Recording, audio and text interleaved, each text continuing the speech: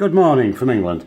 Yes, if you go into Google and put in 700 dead cities, you can look at all these beautiful old buildings which have been empty from usually about the 4th century when they were invaded and wiped out by the religion of peace. Oh yes, that good old religion of peace, which has conducted thousands upon thousands of terrorist attacks and way before thousands and thousands more attacks upon the Christian Middle East. Yeah, most of you guys won't know, certainly a lot of the modern day university educated people, which are not very educated at all in truth, you won't know that the whole Middle East, including Egypt, Syria, most of Palestine, Iran, Iraq, all except Saudi Arabia basically, were Christian for at least 400 years before the spread of jihad.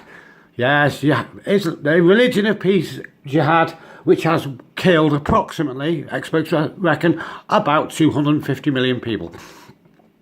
As you say, I'll just move that a little bit, see better? Yes, if you put in 700 dead cities, you can look at all the Christian settlements which were wiped out, the usual routine, even right back in 624 AD, when old Mo was around. Oh yes, good old Mo. He was great with a knife, old Mo. Yeah, not quite as beautiful as I like to say, but he was great with a knife and a sword. This is quite obvious, even though his child bride Asia did say he was a demented lunatic. Yes, he really did say this.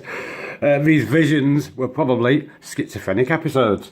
These visions in the caves of Hira, which is a bit of a, they say it's Mount Hira, but it's like a glorified hill really. But the caves are still there. If you Google Caves of Hira, H-I-R-A, you can actually see the little caves where old Mo had his delusions and invented an ideology all of his own. There's a few Syrian refugees got refuge there because one thing they did do in this area, many places, was they also built huge reservoirs. So that even in times of quite big reservoirs and pools with steps going into them so they could bathe whenever they wanted. Imagine how great that would be in the Syrian sunshine. Lots of Christian people happily bathing and having loads of water and loads of shelter and loads of peace amongst them. Well, they had lots of peace until old Mo decided to come. Here we are. That was. I suspect this thing there, that monument on the left, would be an old Christian statue which is being shot to pieces by ISIS, I suspect. You can see they were quite ornate, all the carvings, handmade. Must have took 100 years to build these damn places. But it shows how advanced they were compared to Mo's, illiterate, tent-dwelling, thieving gangsters. Yeah, as I say, you can see these images yourself. Some man's gone over there and took loads of photographs. Most of the houses have been robbed for stone, which is what they did with most of the British castles. And you can see there's loads of pillars here. There was a lot more there at one time. Whole towns, whole villages. There we go, look, pavement section. There we go, sheep on it. Look, see all the ornate carvings around the window frames and the door frames. So have a look.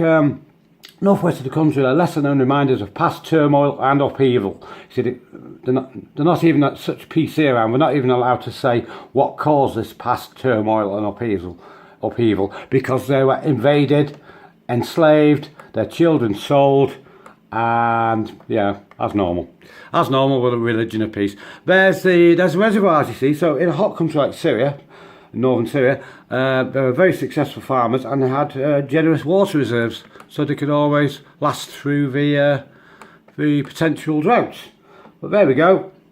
Some of the conquests and extinctions of the religion of peace, which nobody's allowed to mention normally. It's a nice Syrian lad there.